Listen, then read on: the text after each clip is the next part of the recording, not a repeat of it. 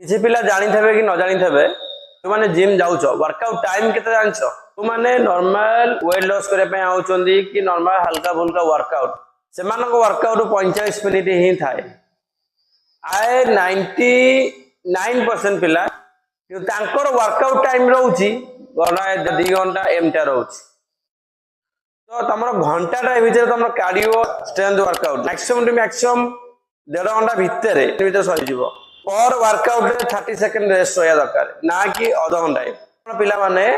आउछंती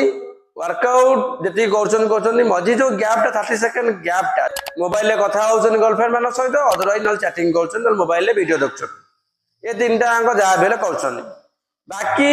हेरसामी होउछंती workout time रे properly discipline रहा दरकार हेरसामी हेले वर्कआउट बॉडी ग्रोथ केबे करिवनी तम संपर्क ओनली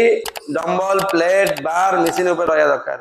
अलग ये माइंड पुरावनी वर्कआउट अननेसेसरी तुम बॉडी केबे भी ग्रोथ हेनी जोटा 3 मंथ ग्रोथ होगा कथा तुम 3 वर्ष भी पड़े दरकार पड़े तो एमती